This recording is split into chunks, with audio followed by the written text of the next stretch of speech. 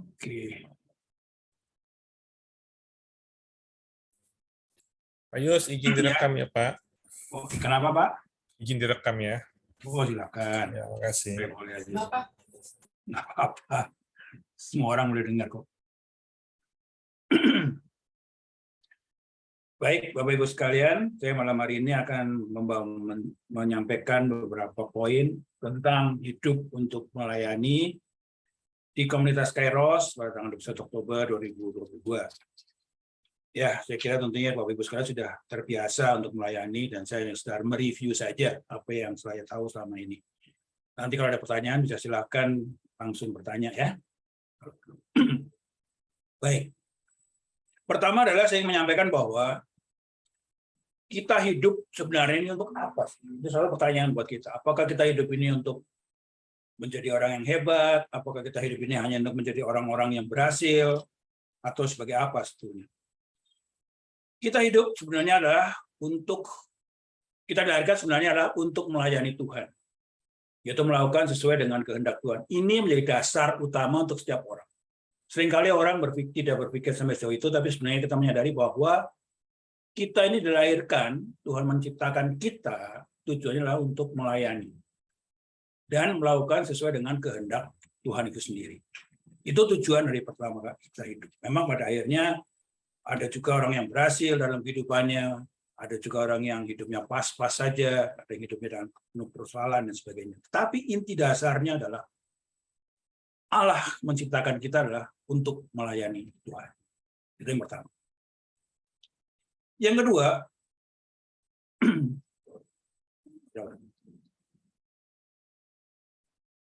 pelayanan adalah anugerah dari Tuhan, di mana Tuhan sendiri yang telah memilih kita sebagai seorang pelayan.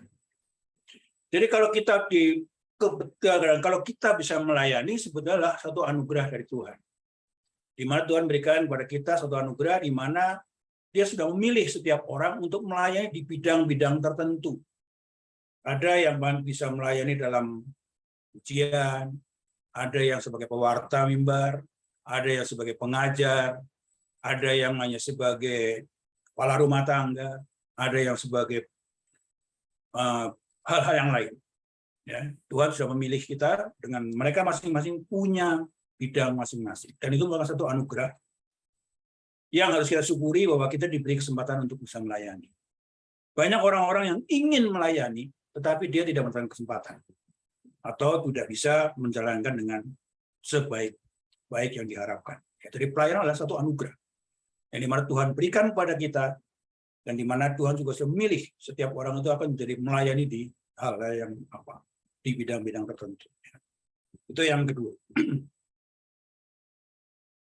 Melayani Tuhan adalah juga melayani sesama. Jadi kalau kita mengatakan bahwa saya melayani Tuhan, saya sebagai pewarta mimbar, saya sebagai pengajar, tugas adalah melayani. Sebenarnya kita melayani siapa sih? Selain melayani Tuhan, juga kita melayani sesama. Nah, kalau kita melakukan pelayanan, maka yang harus kita sampaikan kepada sesama apa? Yaitu kabar baik. Bukan menakut-nakuti, bukan kemudian membuat orang menjadi resah, bukan membuat orang itu kemudian menjadi bertanya-tanya, tapi kita menyampaikan satu kabar baik kepada semua orang. Itulah yang disebut dengan sikap pelayanan. Jadi pelayanan itu sebenarnya menyampaikan kabar baik kepada semua orang. Kemudian setiap pelayan sudah diberi karunia dan talenta oleh Tuhan untuk tugas pelayanan. Jadi setiap pelayan-pelayan itu sebetulnya mereka sudah Tuhan berikan karunia dan talenta tertentu untuk tugas pelayanannya. Jadi kalau orang dikatakan misalnya, yuk kita ada pelayanan, terus mereka mengatakan, aduh, jangan saya deh, saya kayaknya nggak siap, atau saya tidak mampu. Harusnya tidak berkata demikian. Kenapa? Begitu Anda diminta untuk melayani, kita sudah diberi karunia dan talenta oleh Tuhan. Tinggal masalahnya, mau atau tidak kita untuk melaksanakan itu. Nah, yang paling penting ini, kalau kita melayani, jangan sampai disalahgunakan untuk kepentingan pribadi atau untuk berkompetisi, bahkan untuk memicu konflik. Di dalam setiap pelayanan, hati-hati. Jangan sampai kita menyalahgunakan pelayanan untuk kepentingan pribadi, untuk menunjukkan kehebatannya dengan sikap kompetisi, atau menciptakan konflik internal. Ini yang harus dihindari. Banyak satu komunitas pelayanan yang mereka menjadi tidak bisa berkembang. Karena apa? Karena ada pelayan-pelayan yang justru menyalahgunakan talenta karunia pelayanan itu untuk kepentingan yang lain. Untuk kepentingan pribadinya, untuk membuat satu kompetisi, ataupun justru kadang-kadang sering menciptakan konflik-konflik internal. Baik. Nah, kalau kita masuk ke dalam konsep pelayanan, maka kita melihat dua hal. Apa bedanya pelayanan dan melayani? Pelayanan adalah usaha untuk melayani kebutuhan orang lain. Itu pengertian daripada pelayanan. Jadi kalau saya mengatakan saya akan melakukan satu pelayanan ke daerah, mungkin Kairos sering melakukan pelayanan ke Kalimantan, saya tahu ya, atau ke kota, ke pulau-pulau lain. Apa sebetulnya? Itu dia akan berusaha untuk melayani kebutuhan orang setempat. Bukan untuk melayani diriku sendiri, tetapi pelayanan saya pergi ke luar pulau, ke ujung timur, atau mungkin ke ujung utara. Tujuannya apa? Untuk melayani kebutuhan orang yang di sana. Apa sih yang mereka butuhkan? Itu yang nomor satu. Itulah pelayanan. Sedangkan kalau kita melayani adalah membantu apa yang diperlukan oleh seseorang. Orang itu membutuhkan, misalnya katakanlah, membutuhkan sesuatu yang kita bisa berikan, itulah kita melayani. Kita melayani orang lain adalah artinya kita memberikan atau membantu apa yang diperlukan oleh seseorang. Sedangkan pelayanan adalah usaha kita untuk melayani kebutuhan orang lain yang akan kita layani. Ini perbedaan antara pelayanan dan melayani. Ya. Kemudian, hidup untuk melayani adalah melakukan kehendak Tuhan, melakukan visi dan misi Tuhan. Jadi kalau saya mengatakan bahwa saya akan melayani sesuatu tempat lain, tujuannya apa? Yaitu adalah akan melakukan kehendak Tuhan dan melakukan visi dan misi Tuhan, bukan kehendakku atau visi misiku, tetapi adalah betul-betul kehendak Tuhan, di mana saya harus melayani di tempat tersebut. Berbeda dengan melayani untuk hidup. Kalau pelayanan untuk hidup adalah pelayanan yang dilandasi kepada keterampilan, bukan berdasarkan pada visi dan misi Tuhan. Beda ya, hidup untuk melayani dan melayani untuk hidup. Ini ada satu perbedaan yang cukup mendasar. Kalau hidup untuk melayani adalah melakukan kehendak Tuhan dan melakukan visi dan misi Tuhan. Tapi kalau melayani untuk hidup adalah pelayan yang dilandasi pada keterampilan dan bukan berdasarkan pada visi dan misi Tuhan. Pelayan untuk hidup, contohnya sering terjadi adalah yang sering kita lihat, misalnya pelayan-pelayan di restoran dan sebagainya, mereka melayani untuk kehidupan dia. Ya. Itulah melayani untuk hidup, untuk cari makan. Kemudian, satu pelayanan itu pasti perlu tim. Tidak bisa sendiri, bisa juga sendiri, ya bisa, tapi akan lebih baik kalau itu melakukan satu tim.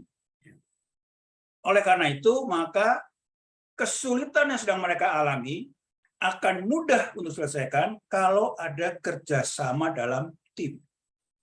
Setiap tugas pelayanan pasti banyak rintangan, pasti banyak halangan, pasti banyak kendala, pasti banyak kesulitan.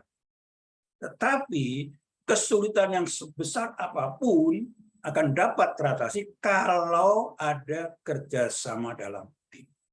Kalau tim tidak bisa kerjasama, maka yang akan muncullah kesulitan yang besar. Jalan keluar setiap masalah akan mudah ditemukan ketika dihadapi bersama. Artinya apa? Kalau kita menghadapi satu masalah, jangan direnungkan, dipikirkan sendiri, disimpulkan sendiri, tetapi marilah kita hadapi secara bersama-sama.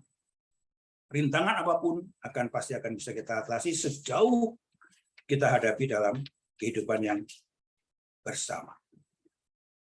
Mari kita lihat bagaimana Lukas 5, 17 sampai dengan 20 itu tentang apa? Mari kita lihat firman Lukas 5, 17-20 adalah ada yang bisa bantu saya untuk membacakan mungkin? Erni? Masih ada Bu Erni? Baik, Pak. Tolong, Bu. Ya, Lukas 5 ayat 17 sampai 20. Ya. Pada suatu hari ketika Yesus mengajar, ada beberapa orang Farisi dan ahli Taurat duduk mendengarkannya.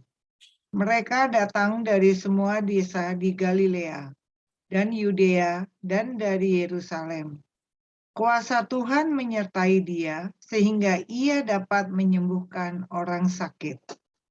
Lalu datanglah beberapa orang mengusung seorang lumpuh di atas tempat tidur. Mereka berusaha membawa dia masuk dan meletakkannya di hadapan Yesus. Karena mereka tidak dapat membawanya masuk berhubung dengan banyaknya orang di situ, naiklah mereka ke atap rumah, lalu membongkar atap itu dan menurunkan orang itu dengan tempat tidurnya ke tengah-tengah orang banyak tepat di depan Yesus. Ketika Yesus melihat iman mereka, berkatalah ia, "Hai saudara, dosamu Sudah diampuni." Ya. Nah, ya, inilah bentuk satu tim pelayanan. Orang yang sakit, dia tidak bisa berusaha untuk menyembuhkan diri sendiri untuk berjumpa Tuhan. Tapi beberapa orang mengusung seorang lumpuh. Ada orang yang mau melayani orang yang lumpuh ini untuk mengusung seorang lumpuh. Dan mereka naik ke atas atap, membongkar atap itu, kemudian menurunkan. Inilah proses bentuk pelayanan, di mana dia melakukan sesuatu untuk kebutuhan orang lain. Agar supaya dia bisa berjumpa dengan Tuhan, dan Tuhan mengatakan apa? Imanmu, berkatalah ia, "Hai saudara, dosamu sudah diampuni." Lihat, inilah proses satu pelayanan. Persyaratan tim dalam pelayanan itu ada beberapa hal. Pertama adalah harus ada komitmen dari semua anggota tim. Betul, kami mau melayani. Komitmen menjadi penting. Yang kedua adalah ada rasa saling ketergantungan satu dengan yang lain. Tidak ada yang merasa dominan. Kalau ada satu orang yang mulai merasa menjadi sangat menonjol dan dominan, maka pelayanan itu tidak akan bisa berjalan dengan baik. Tim tidak akan bisa bergerak bersama. Tetapi kalau tim pelayanan bekerja sama-sama, harus ada rasa saling ketergantungan satu dengan yang lain. Yang ketiga, ada pendelegasian tugas. Pembagian tugas masih harus clear. Tugasnya si A, si B, si C, si D, dan si E. Yang mereka bisa berproses menjadi satu tujuan untuk mencapai kepada apa yang kita harapkan. Yang keempat, ini yang paling penting, harus ada rasa saling percaya. Kalau sudah ada rasa saling curiga, saling tidak mempercayai satu dengan lain, maka tim itu akan menjadi banyak mengalami kesulitan. Nah, kita harus sadar bahwa di dalam tim itu pasti akan ada konflik. Tidak mungkin, tidak pernah ada suatu tim yang mulus terus seperti jalan tol. Pasti ada dinamika konflik. Bentuk konflik ada 3 macam. Pertama bisa konflik personal, pribadi dia sendiri bisa konflik. Orang datang tidak menyangkut konflik orang lain, tapi konflik dalam dirinya sendiri. Kedua adalah konflik interpersonal antara satu orang dengan orang lain. Dan yang ketiga adalah konflik substansial, yaitu tentang visi dan misi tujuannya. Bisa terjadi konflik, dan pasti terjadi. Tidak mungkin tidak terjadi konflik di dalam satu tim. Nah, konflik itu bisa menjadi baik dan bisa menjadi buruk.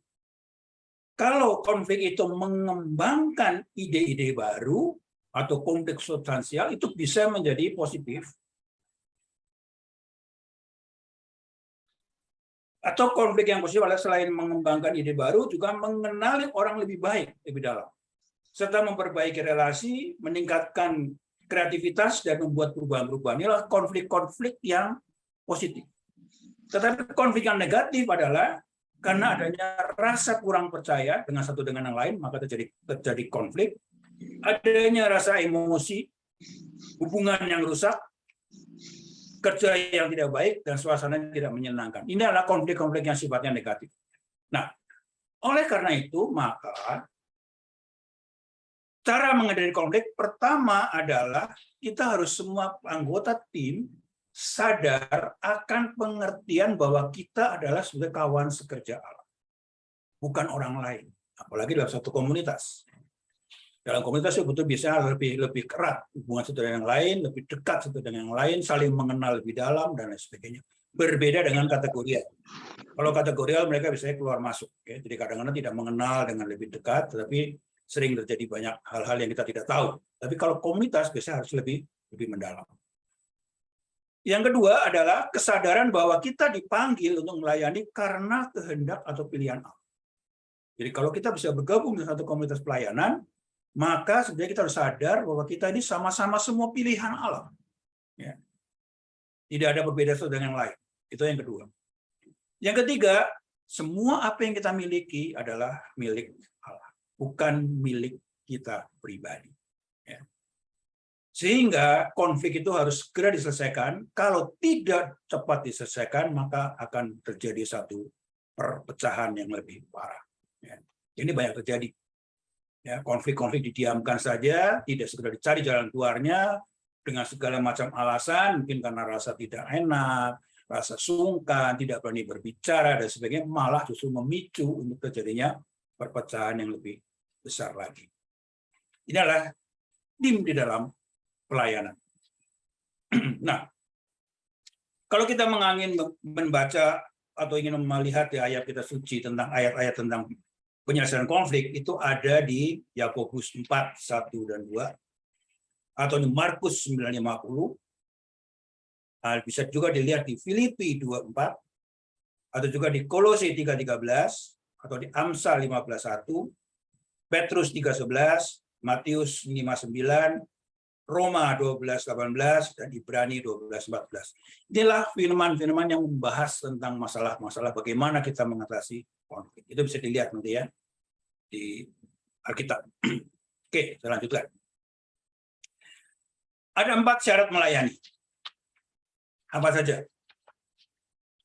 Pertama adalah karena pelayanan adalah anugerah Allah, maka harus dilakukan dengan sungguh-sungguh atas dasar pada membalas kasih Allah. Jadi kalau namanya pelayanan jangan menjadi alasan atau kita melayani karena ya kebetulan karena saya nggak ada kegiatan, saya sudah pensiun dari pekerjaan saya malu di rumah diam saja, saya ikut melayani. Bukan itu. Pelayanan adalah harus betul-betul ada komitmen dan sungguh-sungguh dilaksanakan untuk membalas kasih Allah. Bukan hanya sekedar untuk membunuh waktu, bukan sekedar untuk mengisi waktu kosong.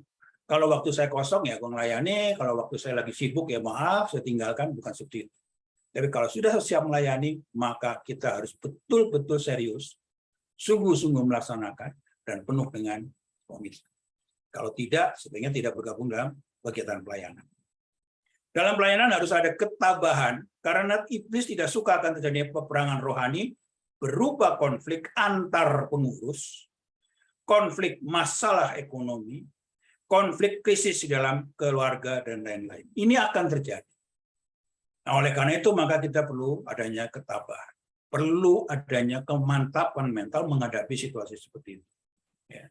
Jadi jangan heran kalau nanti sudah aktif dari pelayanan, ikut banyak kemana-mana, muncul loh, kenapa kok ada konflik begini, kenapa ekonomi saya menjadi memburuk, kenapa kok krisis saya dalam keluarga menjadi muncul, dan sebagainya. Itu bisa terjadi. Karena apa? Adanya peperangan rohani di mana memang iblis tidak suka kita untuk melayani Tuhan.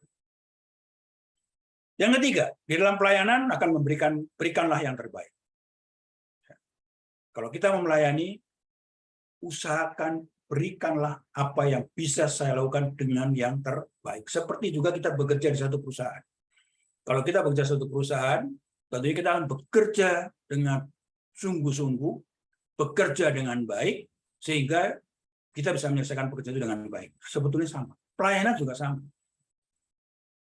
Melayani dengan sungguh-sungguh dan juga memberikan yang terbaik. Apa yang bisa kita berikan kepada orang lain atau kepada teman sesama pelayan.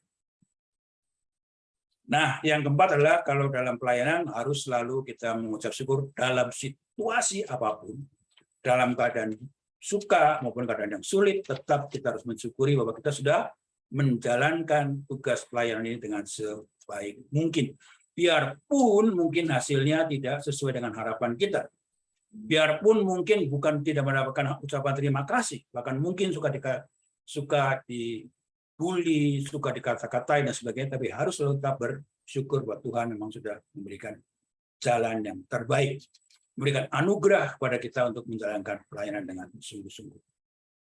Nah, kita lihat di Roma 12:9-14 ya. Di sini dikatakan bahwa hendaklah kasih itu jangan pura-pura, jauhilah yang jahat dan lakukanlah yang baik. Hendaklah kamu saling mengasihi sebagai saudara dan saling mendahului dalam memberi hormat.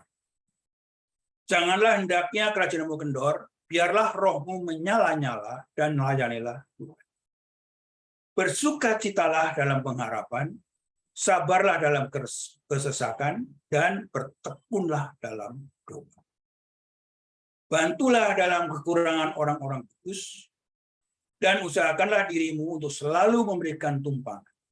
Berkatilah siapa yang menganiaya kamu, dan berkatilah dan jangan. Ini ada 5 hal simpulannya. Pertama adalah memiliki sikap mengasihi. Kalau kita mau melayani, maka dalam diri kita harus ada sikap untuk mau mengasihi. Itu di ayat 9 dan ayat 10. 11 mengatakan bahwa kita harus punya semangat. Setiap pelayanan tidak sekedar melayani, tapi betul-betul dengan semangat pelayanan yang membara. Memiliki ketabahan dalam kesesakan, tabah dalam menghadapi setiap rintangan, memiliki kemurahan hati, dan dalam keadaan disakiti tetap dapat memberikan berkat. Ini adalah 5 sikap sebagai seorang pelayan di dalam kita menjalankan kegiatan tugas pelayanan kita dalam satu komunitas. Ya. Sampai di sini mungkin ada pertanyaan atau ada yang mau disampaikan, ataukah mungkin sudah cukup jelas? Silakan. Semoga ini memenuhi permintaan dari kawan-kawan Kairos. Silakan teman-teman yang mau bertanya. Yang mau bertanya silakan. Kalau bisa saya bantu, saya akan bantu jawab. Tapi kalian sudah ahli semua ini. Oke? Ada yang mau bertanya?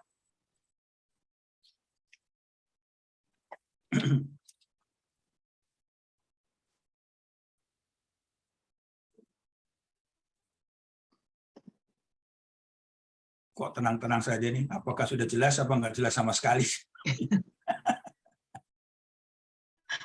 Gimana? Ada yang mau disampaikan? Ada yang mau bertanya? Lain?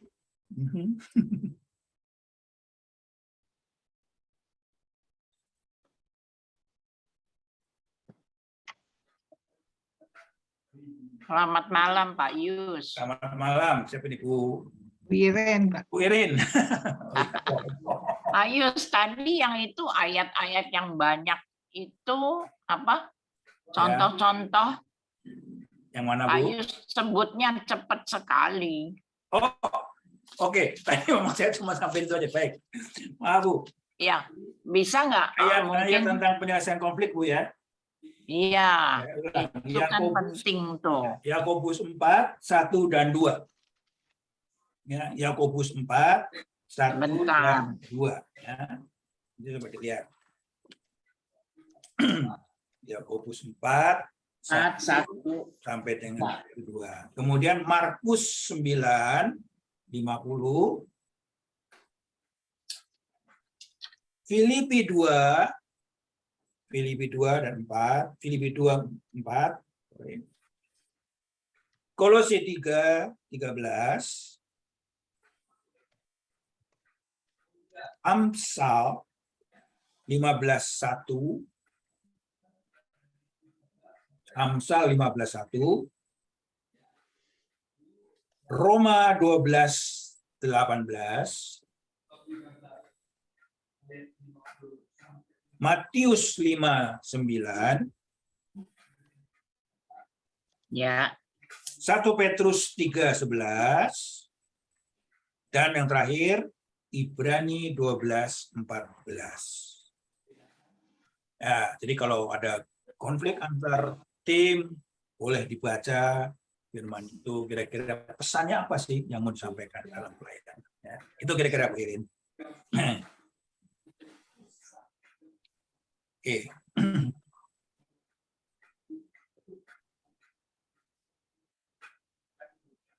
Kayaknya ada pertanyaan ini. Boleh saya tanya, Pak?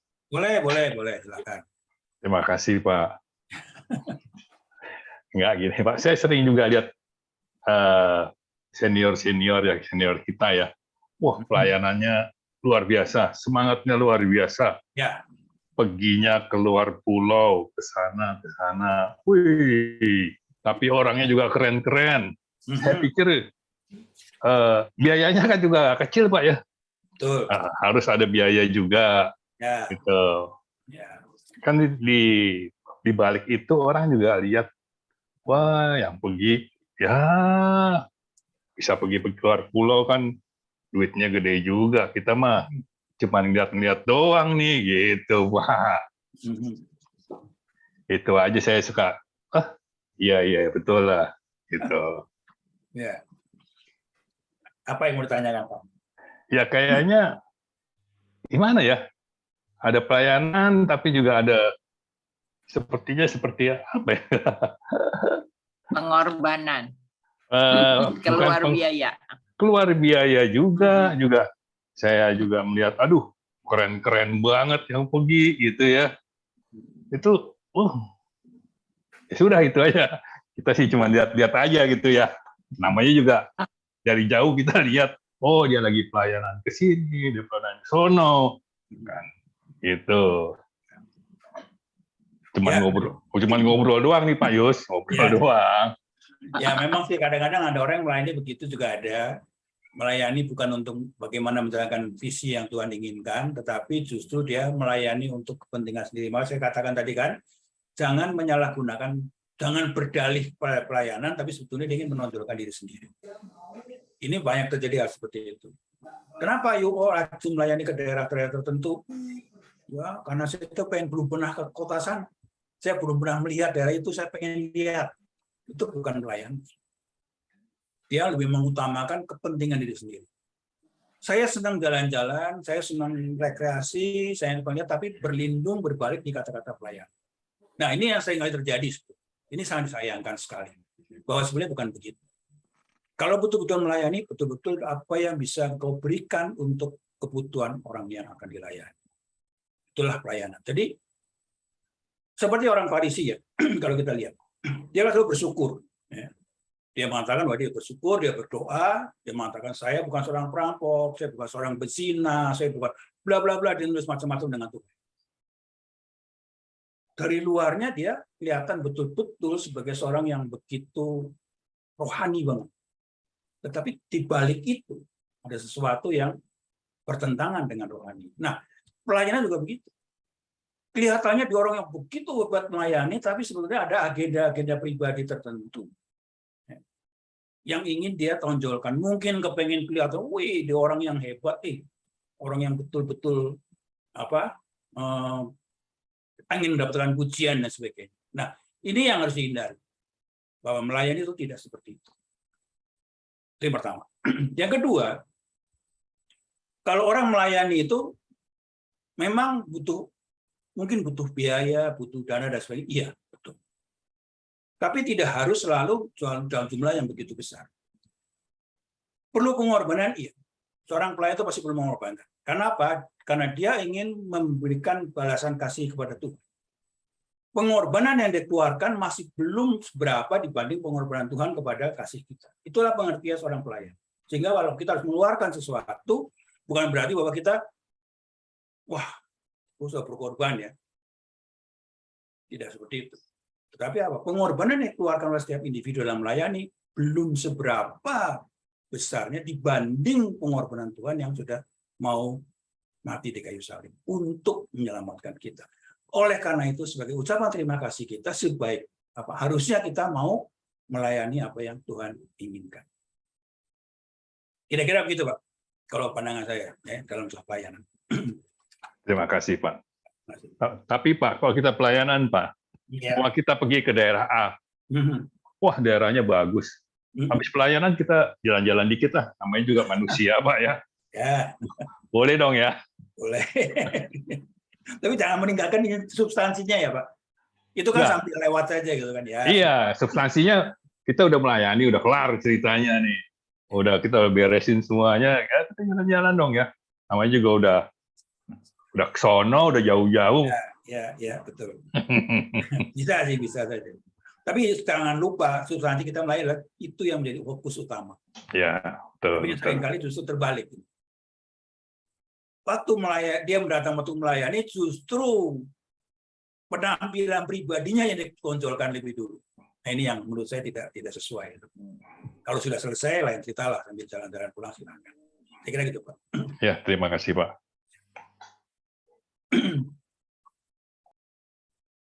Ada yang mau bertanya lagi? Masih ada? Ayo, semalam mau nanya. Malam, Bu. Gimana, Bu? Ayo, seandainya nih ya, ini kan dalam konteks kita nih kan pewarta Kairos gitu ya, pewarta dan pengajar Kairos. Ya. Emang sih kita semua junior ya, belum ada yang selaris itu gitu ya. Tetapi aku pengen tanya, kalau seandainya nih suatu saat nih laris gitu ya, apa istilahnya padat jadwalnya gitu ya, jadwalnya padat gitu, banyak diminta di mana-mana. Gitu. Ya. Gimana cara kita menentukan prioritas Pak Yus kalau dari pengalaman Pak Yus? Ya. Terus itu prioritas, itu baru prioritas. Tapi kan biar bagaimanapun kita ini karismatik, kita ini pewarta, pengajar, kita harus kembali ke umat basis paroki di gereja kan, harus tetap ingat umat basis gitu kan. Jadi saya juga berusaha untuk tidak meninggalkan yang namanya lingkungan gitu kan ya, paroki lingkungan gitu. Nah, kalau seandainya suatu saat benturan antara lingkungan dan PD, gimana tuh Pak cara memilih prioritasnya? Makasih. Oke. Saya ingin bicara dari skup komunitas ya, Bu ya. Ini mungkin nanti satu pandangan saya dari skup komunitas. Karena komunitas kategorial dan parokial itu berbeda. Ya, berbeda. Ada perbedaan spesifik. Kairos ini salah satu komunitas ya kalau nggak salah ya. Betul ya? Bukan kategorial kan? Komunitas ya? Ya, komunitas. Setahu saya, komunitas itu adalah satu kelompok pelayan yang punya misi yang sama dan mereka lebih intens. Menjadi anggotanya tidak mudah. Ya, beda sama kategorial. Kalau kategorial itu bisa in out. Suka saya masuk, nggak suka ya saya keluar, balik lagi, keluar lagi. Tapi kalau komunitas biasanya enggak. Dia akan selalu berkumpul bersama terus. Ya, dan jumlahnya juga tertentu. Ya, ada penambahan tapi tidak terlalu lebar sekali lah. Beda sama kategorial. Nah, dalam satu komunitas, bagaimana kita harus membuat satu prioritas? Jelas pertama kali adalah komunitas. Ya, komunitas itu menjadi satu yang paling utama. Maka kalau kita sudah menjadi seorang pewarta mimbar atau kemudian menjadi pengajar yang sangat populer, yang sangat dipakai di mana-mana, jangan menganggap bahwa Anda lepas dari komunitas. Itu yang pertama. harus sadar bahwa saya bisa menjadi besar seperti ini adalah karena komunitas saya. Oleh karena itu, maka akan lebih baik kalau semua itu juga dibicarakan bersama dengan tim di komunitasnya sendiri. Ya minimal koordinatornya lah ya, itu harus ada persetujuan dan sebagainya. Kenapa? Komunitas ini menjadi kuat itu karena adanya kesatuan tadi. Ikatannya menjadi sangat kuat satu dengan yang lain. Tapi kalau kemudian dia merasa lepas dari komunitas itu sebagai pewarta yang populer, dia akan menjadi lepas sendirian. Nah, kalau dia sudah sendiri, akan mudah akan tergoncang oleh kuasa iblis. Ya. Oleh karena itu, maka di dalam satu komunitas kita betul-betul saling mengisi satu dengan yang lain, mendukung satu dengan yang lain.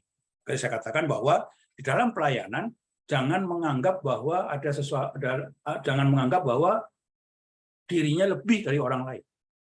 Tetapi dia harus menganggap bahwa semua adalah sama. Sama-sama kita adalah utusan Tuhan yang sudah ditunjuk, diberi anugerah untuk bersama-sama melayani. Kira-kira itu. Jadi dalam komunitas menjadi sangat dominan. Itu ikatan komunitas. Berbeda dengan kategorial. Kalau kategorial itu lebih in out dan keluar masuk dan lain sebagainya. Saya kira begitu. Yang paling menjadi dominan di situ. Ya. Nyambung tadi Pak, pertanyaan Fidel. Ya. Saya mau tanya nih. Ya. Saya diminta sama Dekana Tangerang 1 ya untuk membantu di susunan pengurus untuk mengawasi Kombas. Ya.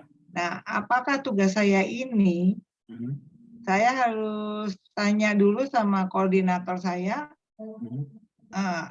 dan nanti pada saat saya menjalankan tugas, yang tadi kan Pak Yus bilang harus mendahulukan komunitas dulu kan ya Pak? Ya. Nah, gimana Pak? Ya. Saya terima atau enggak nih? Ini saya, contoh saya Bu. Ini Bu Erni yang nanya. Ini contoh saya Bu ya. Saya kan aktif di BPK. Ya. Saya juga aktif di BPN. Saya juga aktif di Pukat. Dan saya juga penasihat di ISKA. Setiap kali saya ditanya, diminta oleh BPK atau oleh BPN, selalu saya kembali ke koordinator produksi saya. Saya bilang begini. Waktu itu Pak Steve ya. Pak, saya diminta oleh Pak George untuk bantu di BPN. Kira-kira Pak Steve gimana? Mendukung atau tidak? Oh, bagus, boleh. Terus saya bilang Pak George ngomong dong sama Pak Steve dong. Pak saya paling ngomong dengan Pak Steve, dia bilang, Pak, boleh nggak dia suatu bantu saya? Pak Steve bilang, oh boleh, silakan. Demikian juga untuk BPK. Saya dengan Robi juga begitu. Pak, waktu itu masih Pak Jimmy. Pak, saya diminta membantu Pak Robi di BPK. Kira-kira Pak Jimmy mendukung nggak? Oh ya, bagus, boleh. Jadi wakil Perduki ya di BPK. Nanti kalau ada info-info ingetin ke kita dan sebagainya. Baru saya maju. Saya minta Pak Robi apa ngomong sama Pak Jimmy. Pak Robi ngomong. Nah, itu adalah bagaimana kita melihat istilahnya sopan santunnya gitu ya. Karena apa? Saya besar kan dari Perduki. Kalau saya tidak di Perduki, mungkin saya nggak dilihat oleh BPK. Ya kan? Coba saya tiba-tiba datang ke Sekina tanpa komunitas, tanpa kategorial, duduk di situ, pasti orang tiba-tiba tidak akan menarik saya. Yus bantu gua kan? Tapi karena saya sudah ada di Perduki, saya dibesarkan di situ, maka orang lain melihat, oh bisa membantu di sini. Nah, itu prosedurnya seperti itu. Itu yang paling baik. Kalau misalnya pimpinan mengatakan, jangan deh, saya masih butuh kamu, ya sudah, tahan diri. Sampai kepengurusan itu berakhir. Ya. Nah, kalau pengurusan itu sudah berakhir, Anda bilang, aduh, saya sudah tidak pengurus lagi, akan lain situasinya. Jadi dalam satu komunitas juga menjadi sebaiknya adalah seperti itu. Ada satu keyakinan diri bahwa kita ini sebagai pewarta, sebagai pengajar, sebagai apapun juga itu dibesarkan oleh komunitasnya. Tanpa komunitas, Anda tidak akan mendapat jadi pewarta. Maka setiap kali ada pewarta, setiap kali ada pendaftaran pewarta baru, pengajar baru kan selalu harus ada rekomendasi dari komunitas. Kalau koordinatornya tidak merekomendasi, BPK tidak akan menerima. Nah, kalau koordinatornya merasa, aduh, ini anak sudah saya rekomendasi, tapi kok nggak pernah nongol di komunitas saya, ya berikutnya nggak usah direkomendasi. Kalau dia tidak direkomendasi oleh ketua koordinatornya, tidak akan bisa jadi apa-apa. Karena semua harus berdasarkan rekomendasi dari komunitas ataupun kategorialnya atau dari PD-nya. Itu buat. Ya. Jadi umpamanya Pak, pada hari yang sama ada tugas dari komunitas dan ada tugas dari dekanat, umpamanya gitu. Saya harus mengutamakan tugas dari komunitas dulu, dong. Gantung, Bu. Kalau memang komunitas itu sangat membutuhkan ibu di situ, ya maaf dengan berarti harus memilih komunitas itu. Karena kita ya bisa katakan kita besar sumbernya dari mana. Jangan lupa, jangan lupa sama kulitnya lah, kira-kira begitu. Nah, seringkali kita lupa. Begitu mendapat posisi yang lebih tinggi di satu jabatan tertentu di organisasi pelayanan, dia merasa sudah lepas. Dia merasa sudah menjadi hebat karena dirinya sendiri. Ini yang harus kita hindari. Ya, bahkan seringkali terjadi yang saya lihat bahwa banyak sekali pewarta-pewarta atau pengajar-pengajar senior yang maaf katakan sudah nggak peduli dengan PD-nya, nggak peduli dengan komunitasnya, datang ke PD pada saat mau registrasi doang, itu sangat disayangkan sekali. Kenapa? Dia lupa bahwa sebetulnya yang membuat dia menjadi besar itu dan dia terproteksi atau terlindungi itu adalah kenapa? Karena komunitasnya. Tuhan kan mengatakan begini, engkau adalah seperti domba yang dikirim ke tengah-tengah serigala. Kalau dia sendirian, ya dimakan sama serigala. Dia kan mengalami banyak gangguan. Tapi kalau dia bisa mengatasi itu, dia bisa berbuat baik itu karena apa? Karena lingkungan di komunitas itu sangat membantu dia. Nah, ini yang kadang-kadang kita tidak sadari. Seringkali orang merasa bahwa saya menjadi hebat bukan karena kemampuan saya sendiri. Nah, ini yang membuat orang itu menjadi lepas dari komunitasnya. Bahkan tidak menganggap penting. Dianggap sebagai komunitas itu hanya sebagai administratif saja. Tidak mendalami bahwa komunitas itu adalah satu hal yang sangat diperlukan. Gitu. Ya. Makasih Pak. Ya. Yang lain mau bertanya? Bu Lucy. Kayaknya sudah jelas semua. Belum. Nah, aku belum banyak terlibat banyak. Ini kandang aja. Yang lain mungkin ada. Silakan kalau ada yang masih mau ditanyakan tentang kebijakan BPK atau mungkin bagaimana tentang apa itu Pak kebijakan BPK ya? Ya, kebijakan BPK jelas tadi bahwa setiap pewarta pengajar itu harus melakukan rekomendasi yang jelas dari koordinator komunitas. Jadi kalau Anda tidak bisa mendapat rekomendasi dari koordinator komunitas atau koordinator persatuan doanya, dia tidak akan tidak akan bisa diterima. Biarpun orang itu hebat sekali. Itu sudah prinsipnya begitu BPK. Selain nomor moderator ya. Selain nomor moderator juga harus ada rekomendasi dari ketua komunitas atau koordinator komunitas dan koordinator BD. Gitu. Pak Yus, mau tanya Pak Yus? Ya, silakan. Kita melakukan pelayanan itu selalu kita mengharapkan adanya suatu menikmati suatu kebahagiaan atau ada perasaan sangat senang ya setelah melakukan pelayanan. Ya. Dan itu kalau saya pribadi sih sangat bersyukur ya, dan saya mengejar supaya istilahnya naik kelas lah dalam keimanan setelah melakukan pelayanan. Yeah. Tapi kadang-kadang ada juga setelah melakukan pelayanan yang sukses, yang baik, tapi kitanya merasa sedih ataupun merasa terluka karena tadi konflik antara lain ya, intern dan interheren.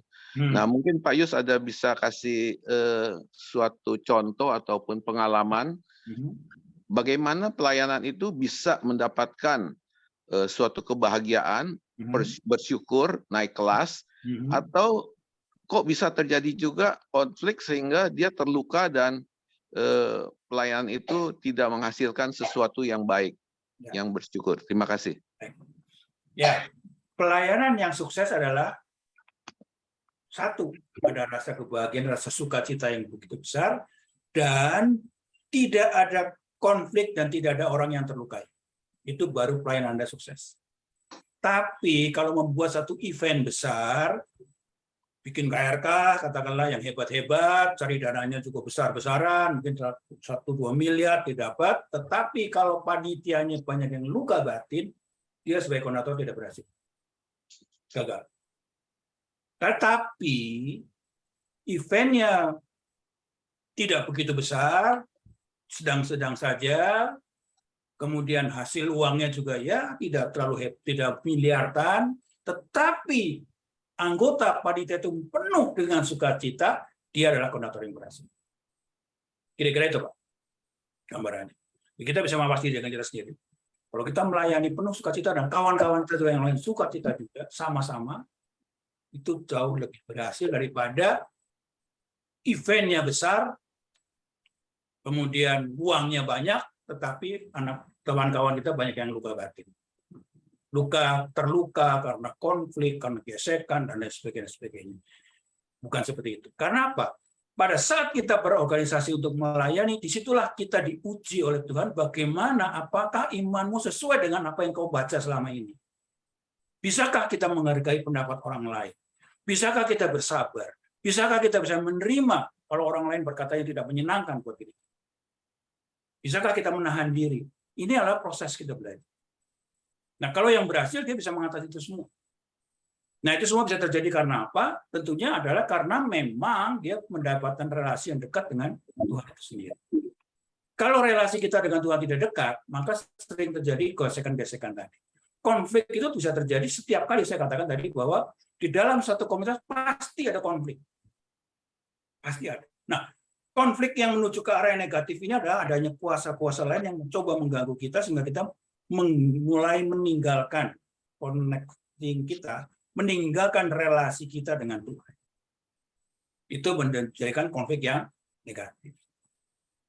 Ya, jadi kalau kita akan melayani sesuatu harus dua-duanya. Pertama adalah diri kita juga merasa sukacita, termasuk anggota timnya juga merasa sukacita. Begitu kira-kira, Pak. Terima kasih, Pak Yus. Terima kasih. Oke, ada lagi yang lain? Pak, berarti saya mau nanya nih, Pak. Ya, boleh. Di komunitas saja yang membesarkan pewarta atau pengajar ya, Pak ya. Berarti kalau di paroki tidak aktif hanya sebagai umat, tidak apa kan?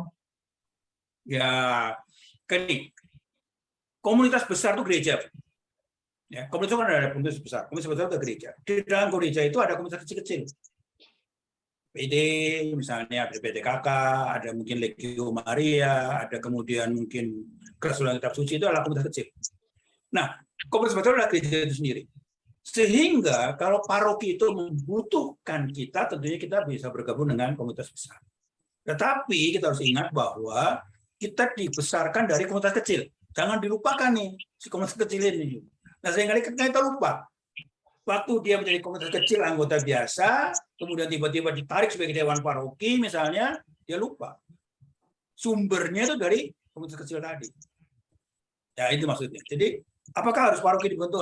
Oh iya, kalau paroki membutuhkan kita, memang. Karena itu gereja adalah paroki, komunitas besar.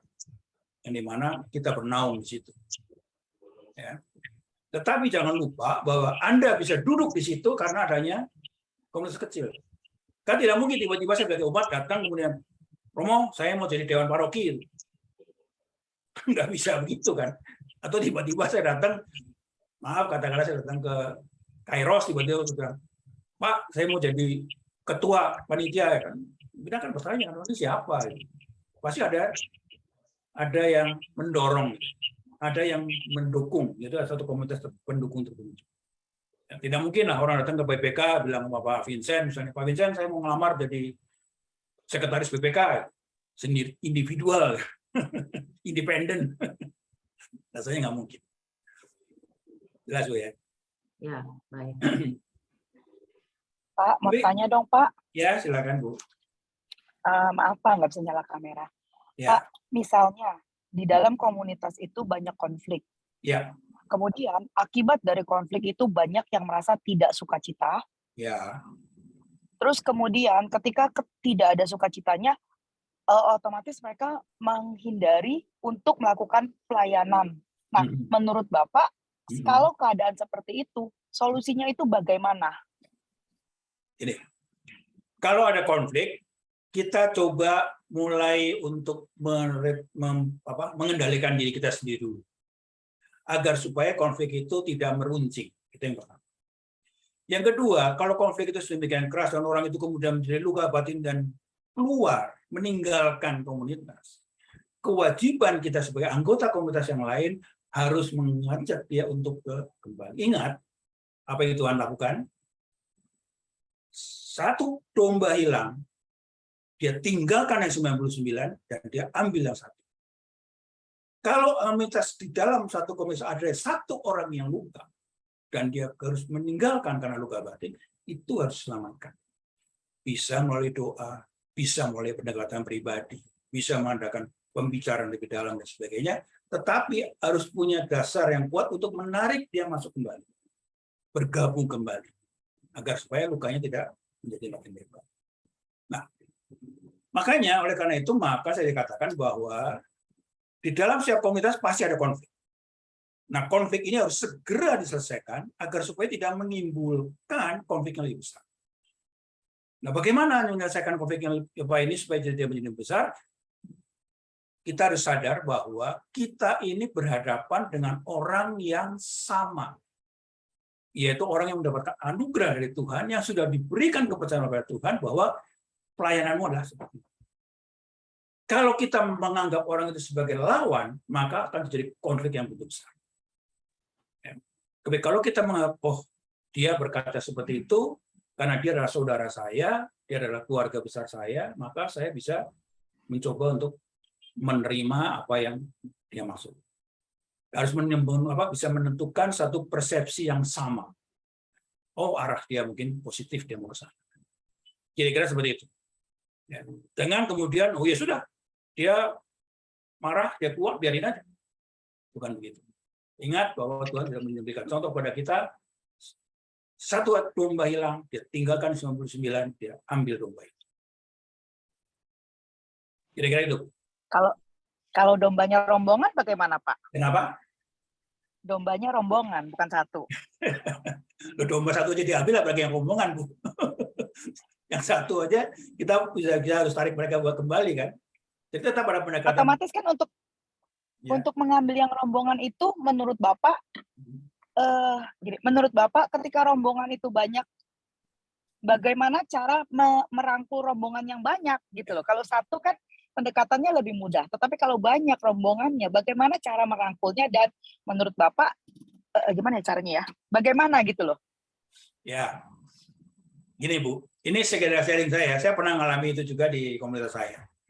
Ada satu kelompok tertentu, ya waktu itu ganti pimpinan, kemudian mereka kurang lebih sekitar 5-6 orang, mereka, oke, kita nggak mau gabung lagi. Terus dia bilang, saya mau bergabung di komunitas lain. Waktu itu ketua baru di kelompok kami mengatakan begini, ya sudah, yang penting kan dia tetap melayani di sana. Saya bilang, kembali, kita ingat bahwa Tuhan, satu ekor domba, dia tinggalkan 99, dia akan balik. Lalu apa yang kita lakukan?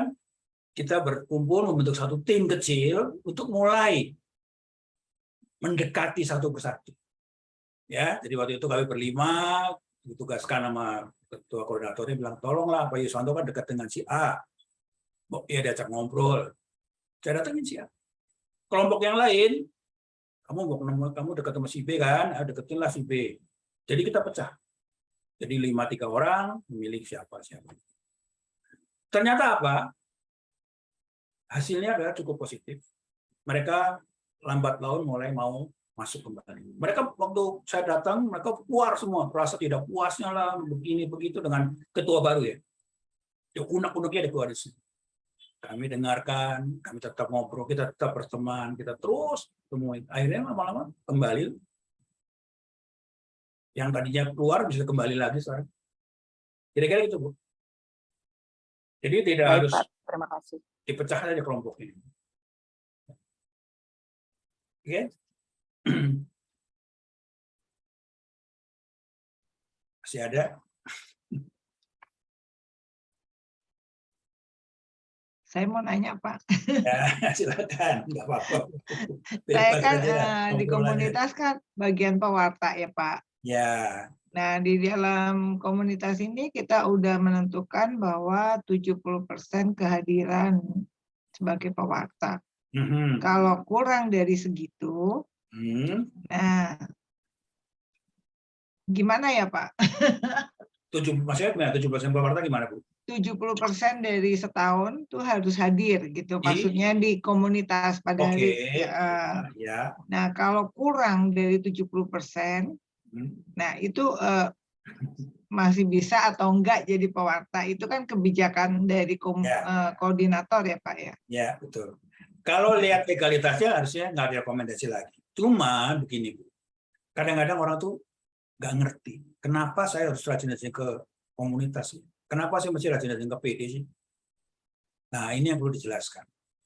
Kalau Anda tidak aktif di dalam pelayanan doa, tidak aktif dalam suatu doa di komunitas, Anda akan lebih mudah goyah. Kenapa? Karena kuasa kegelapan itu kan jauh lebih mudah menyerang kita. Karena itu sendirian. Nah, ini yang perlu disadarkan kepada mereka. Oleh karena itulah kami sebenarnya ini tidak memaksakan yo mesti begini dan sebagainya, tapi saya ingin menyelamatkan kalian supaya jangan sampai tergoncang di luar. Oleh karena itu kami komunitas ini adalah keluarga sendiri yang ingin membuat Anda lebih baik. Ini yang disadarkan kepada mereka sehingga mereka lama sadar bahwa oh ya saya harus betul-betul bergabung di suatu komunitas. Kenapa? Kalau dia melepas sendirian sendiri di lapangan dia sebagai pewarta mimbar, memang dia bisa saja bisa berdoa sendiri, bisa membaca firman sendiri, dan mungkin dia belajar di STF, di mana-mana, segala macam bisa. Tetapi ingat bahwa kekuatan doa bersama itu jauh lebih powerful. Makanya kenapa dalam persekutuan doa itu sangat ditekankan sekali adanya ke fellowship, kedekatan, dan satu dengan yang lain. Apalagi di dalam komunitas. Komunitas itu kegiatan fellowship ini harus lebih kuat. Kenapa? Saling mengenal satu dengan satu secara pribadi. Itu kelebihannya komunitas. Ya, karena kalau misalnya begitu kan, si A kenal sama si B itu betul-betul secara intens dia kenal, lebih dekat hubungannya. Nah ini harus kita kembangkan bersama. Tapi kalau sudah disepakati seperti itu sama dengan BPK kan, kalau tidak aktif dalam kegiatan pertemuan EKPM atau EKPP sekian persen, dia tidak punya hak untuk memilih koordinator baru. Itu adalah secara legal. Tetapi kita mesti meyakinkan juga pada mereka kenapa kok you nggak mau datang dan kenapa you mau harus hadir. Dijelaskan juga kenapa dia harus muncul dalam pertemuan EKPM atau EKPP dan juga kenapa harus selalu muncul dalam komunitas kalau ada pertemuan, kenapa mesti muncul di PD dan sebagainya. Apa manfaatnya? Itu perlu dijelaskan agar supaya mereka sadar bahwa oh ya saya memang masih membutuhkan komunitas. Kira-kira gitu. Ya. Pak Yos. Ya. Ada yang mau bertanya? Pak Yosep udah buka nih suara. Pak Yosep itu udah pakarnya itu. Udah unmute. Pak Yosep itu udah pakar-pakarnya. Pak Yus, ya Pak. Kalau seandainya seorang anggota Kairos, ya, dia cukup baik, lalu kemudian diminta aktif di BPK atau dia aktif di BPM. Yes. Tapi ternyata si anggota ini disiplinnya tidak bagus di Kairos. Ada konflik. Lalu itu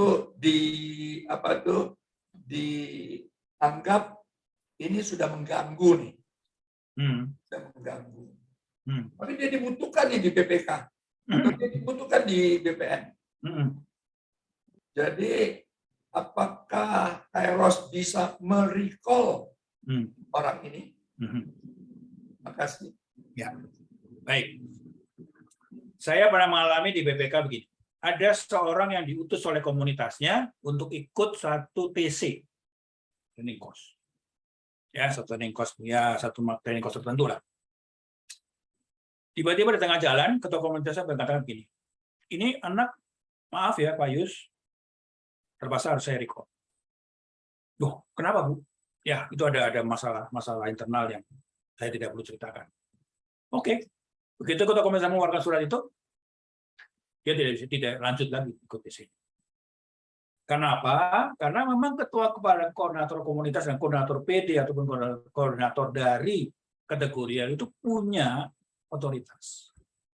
Kenapa? Orang ini dikirim ke sana. Nah, demikian juga dengan kegiatan di BPK dan di BPN. Ya. Kalau orang itu mau ditarik oleh BPK, maka koordinator BPK akan bertanya kepada koordinator komunitasnya. Kira-kira boleh nggak saya minta dia untuk membantu saya, membantu kami di BPK. Kalau koordinator mengatakan, ya baik, boleh, baru kita akan malam. Tapi kalau koordinator mengatakan, oh jangan, dia masih saya butuhkan, kami nggak akan minta. Waktu pemilihan mengurus di BPK, kami malu mencoba mencari kader-kader kan, kalau kita akan bertanya, kira-kira boleh nggak diminta. Pertama tentu ketua bidangnya lah ya kita pegang. Ketua bidang itu harus berbicara dengan ketua komunitasnya. Boleh nggak jadi anak buah saya di bidang tertentu? Kalau komunitasnya mengatakan, oh boleh, silakan. Tapi kalau komunitasnya mengatakan jangan, ya kita juga tidak akan memaksa. Kenapa? Dia masih dibutuhkan di tempat di mana dia tinggal. Itu yang pertama.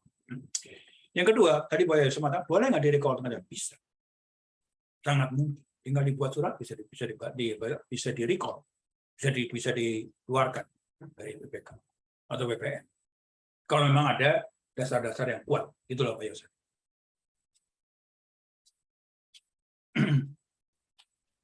Terjawab ya, Berarti saya kalau disuruh bantu Dekanat Tangerang 1, Pak Denny harus ngomong sama Ibu Iya. Koor dulu. Minimal dia bicara atau beritahu. Oke. Itu sopan santunnya begitu. Ya. Jadi Oke, kalau Pak. misalnya Ketua Dekanat bilang, tolong dong Ibu ngomong deh. Ya ngomonglah gitu. Jangan memutuskan sendiri. Kenapa?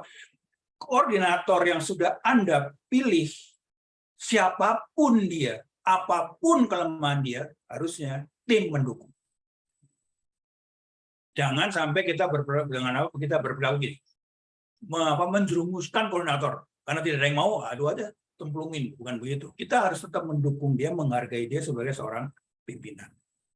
Itulah namanya, itulah ketaatan di dalam gereja. Kadang-kadang saya juga waktu itu pernah di komunitas saya sendiri ketemu seorang koordinator yang aduh gimana gitu loh. Tapi ya karena sudah terpilih, ya saya harus tetap taat. Gitu. Saya mencoba untuk mulai mengerti gitu loh, kenapa dia begitu. Ya, karena dia sudah menjadi pilihan. Ingat bahwa itu adalah pilihan dari suatu komunitas. Ada kita masih menghargai dia apapun juga. Ya kalau nanti sudah selesai tugasnya lain cerita ya, tapi dalam masa proses pelayanan dia, dalam masa tugas dia, kita harus menghargai mereka. Saya kira gitu. Ada yang masih mau Pak Yosef? Pak Yosef. Unmute lagi. Terima kasih. Terima kasih. Oh, Bu Iren. Tadi terima kasih masih di mute. Jadi unmute. Kita coba ya Pak Yosef ya. Sip. Oke, silakan.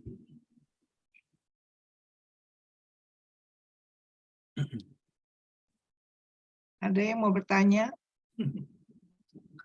Lagi. Ini orang Kairos sudah jago-jago semua nih yang nanya ya.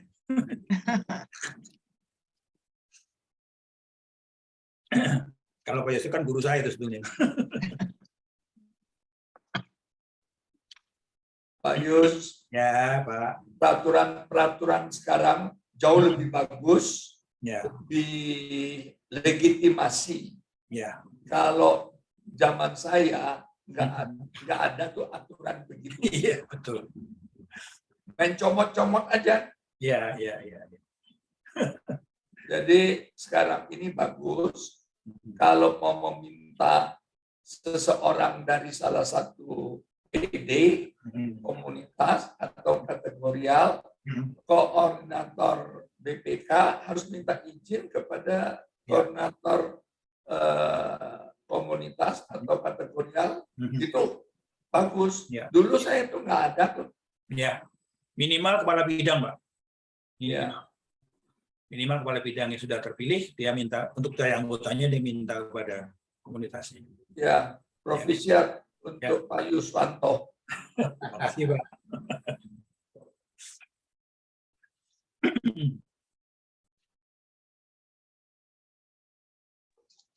Ya, Pak Yus. Ya, Bu. Yang saya lihat memang komitmen itu penting ya. Ya. Kekecualian memang yang kerja dan nggak bisa meninggalkan pekerjaannya. Ya. Itu ada kekecualian karena memang kita pertemuannya pagi. Ya. Ya. Tapi kadang-kadang ya maaf kata kami berdua ini yang ngopiak gitu loh. Kairos, hari ini ada Kairos. Ayo masuk. Ayo lupa. Iya, Bu. Lagi begini, lagi begitu. Fidel dong itu, Bu. Fidel, Bu. Fidel ngaku. Masih cinta nggak Fidel sama Kairos, Fidel?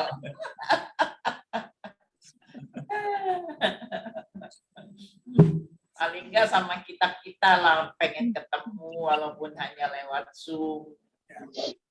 Ataupun yang sekarang ini lebih sulit lagi kalau mau offline.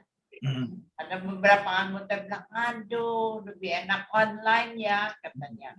Padahal kalau kami rasakan kalau offline itu kehadiran Tuhan itu sungguh-sungguh nyata di dalam pujian, penyembahan. Kalau online itu ya orang ada yang saya kan suka perhatiin satu-satu. Nggak nyanyi, apalagi menyembah gitu. Jadi itu yang prihatin juga lah untuk offline masih baru sebulan sekali. Ya. Ini yang buat kita semua yang sudah pewarta dan pengajar, kita yang harus menyemangati teman-teman yang lain. Ya, kalau yang sudah aktif, ya saya senang gitu. Apalagi sekarang ada doa kerahiman ilahi, doa koronka. Nah, itu buat saya suatu yang senang sekali kalau bertemu dengan teman-teman di dalam doa. Akhirnya lebih ada kesehatian. Ya di situ. Walaupun ya pengorbanan kadang-kadang jam 3 kan, jam ngantuk, baru pulang dari Sekina, gitu kan. Nah, itu yang saya rasakan di komunitas. Kalau berjumpa itu padahal senang sekali. Betul. Ya, kan? Ya, betul. Dengan Pak Rudi, dengan Pak Hari. Ya. Oh, cowok semua, iya, yang cewek-cewek juga lah. Lisna, Fidel, Yuliawati, semua lah. Erni. Jadi kalau nggak ada tuh rasanya kehilangan gitu loh. Jadi kita perhatiin nih kalau di Zoom, siapa nih yang belum ada? Terus kita ini. Calling. Iya, Bu. Jadi bagaimana tuh untuk bisa teman-teman ini akhirnya komit dan mencintai Kairos. Ya. Ya. Memang di komunitas itu mesti harus ada yang visioner, juga harus ada yang pastoral. Nah, yang dari Ibu Irin bilang adalah bagaimana sikap pastoral daripada anggota di komunitas itu sendiri. Itu adalah orang-orang yang selalu memperhatikan, mengingatkan kepada kawan-kawan kita yang suka lupa. Sedangkan yang visioner adalah orang-orang yang memikirkan ke depan. Ini kita mau kemana harinya? Komunitas ini mau dibawa kemana? Nah, ini ada dua model yang masih ada dalam satu komunitas. Yaitu orang yang visioner, yang punya pandangan ke depan, merencanakan lebih baik, membuat planning dan sebagainya. Ada juga yang pastoral, yaitu yang mengajak, mengingatkan, mendamaikan, menjadi pusat untuk tempat berkonsultasi dan sebagainya. Ini akan memperkokoh, memperkuat daripada komunitas itu sendiri. Ya, tapi kalau tidak ada itu, semuanya visioner semua juga tidak akan langgeng. Konfliknya akan makin memuncak. Tapi kalau semuanya itu menjadi pastoral semua, ya masa pergerakannya sudah lambat. Pertumbuhan komunitas itu, organisasi itu menjadi lambat. Tidak bisa berkembang pesat. Kenapa? Karena tidak ada yang visioner. Gitu. Jadi kalau ini bisa berimbang, itu akan jauh lebih baik ke depan. Akan lebih tumbuhnya akan lebih cepat. Yang bagus tuh. Kalau misalnya kemudian juga menciptakan juga orang-orang yang seperti itu. Bukan yang mau mengingatkan. Kadang-kadang suka lupa-lupa ya. Saat saya berkumpul suka lupa. Saya kira gitu, Bu. Ya, terima kasih Pak Yus. Boleh tanya Pak Yus? Boleh. Tadi Pak bilang peraturannya setiap jabatan yang akan dipilih itu dia harus laporkan ya Pak ya. Memberitahu lah. Pemberitahuan itu ya. Itu berlakunya sejak kapan ya Pak? Dari dulu. Cumannya waktu itu Pak Corona jadi koordinator sudah mulai diterapkan. Jadi sudah sebegitu lamanya dong ya berarti ya Pak ya.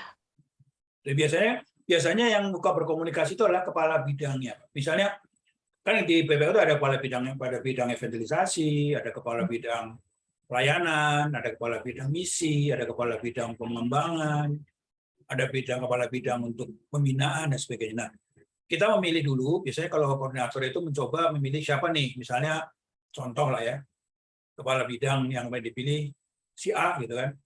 Nah, saya dengan Pak Vincent akan mencoba diskusi dengan koordinatornya. Boleh nggak sih kira-kira diambil? Misalnya gitu. Atau paling tidak minimal dia sendiri juga berbicara itu dengan koordinatornya. Nah, setelah terpilih itu, nanti dia akan cari anak buahnya kan. Nah, dia akan mencoba untuk berkomunikasi. Kalau tidak ada pemberitahuan sama sekali? Ya, itu namanya nggak sopan, Bu. Itu sebenarnya salah satu contoh bahwa sebetulnya dia agak tinggi hati. Orang-orang yang tinggi hati itu kadang-kadang begitu, tidak mau merasa bahwa saya itu dibesarkan oleh siapa. Maaf ya, saya harus secara terbuka ya. Biasanya orang itu merasa lebih, aku nggak perlu. Dia lupa bahwa dia awalnya dari mana. Orang memilih dia itu karena komunitasnya sebetulnya, bukan karena dia. Nah, seringkali kita berpikir bahwa ini kan karena kehebatan saya. Ya kan? Jadi kelakuan yang dia tampilkan beda dengan apa yang dalam hati dia. Kira-kira begitu. Kalau dia sadar betul, dia akan ngomong. Dia bisa, saya ini besar karena komunitas saya, dan komunitas saya itu ada seorang pimpinannya, dan saya mesti harus taat dengan pimpinan saya. Siapapun pimpinan, karena kamu sudah milih dia. Ya kan? Dan pilihan itu bukan pilihan kita, kan itu memang pilihan Tuhan. Sudah terpilih, ya sudah, kita harus taat. Biarpun tidak, sama juga dengan di paroki lah. Ya kan, kadang-kadang ada romo yang, aduh, tapi ya kita harus taat. Bagi tidak bisa, kita harus gimana, mau senang menang kita kan nggak bisa, gitu. Nggak boleh begitu. Ya, kalau Katolik kan ketaatan. Nah, kira-kira begitulah. Oke, makasih Pak Yus. Harus diingatkan. Dan memang kadang-kadang saya suka lupa, ya. Karena jangan lupa ya diingatkan. Oke, saya ada yang lain? Jika ada kesalahan seperti itu, apa yang harus dilakukan, Pak Yus?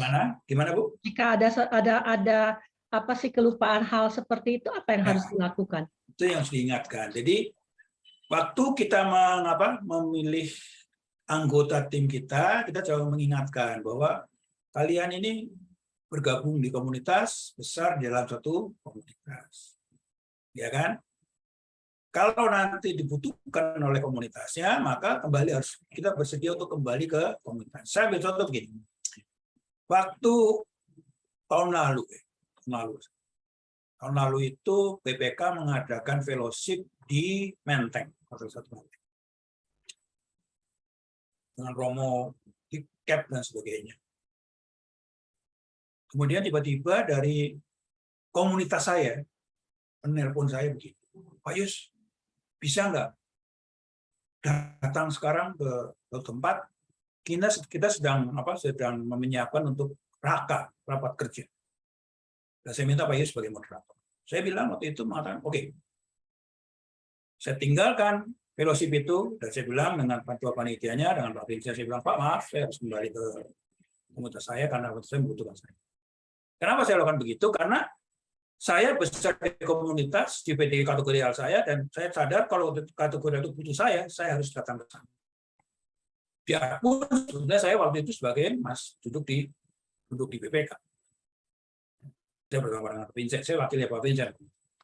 Saya bilang Pak maaf ya. Dan Pak Vincent bilang, oh ya silakan. Saya tinggal. Ya, artinya apa? Bahwa kita mesti tetap menghargai komunitas saya. Biarpun ketuanya jauh lebih muda dari saya. Ketua di tempat saya bergabung itu kan masih muda, ya, jauh lebih muda dari saya. Tapi karena dia membutuhkan, iya saya harus siap membantu komunitas. Saya kira gitu, Bu. Jadi kalau ada yang kelewat ya tolong diingatkan saja. Oke, makasih.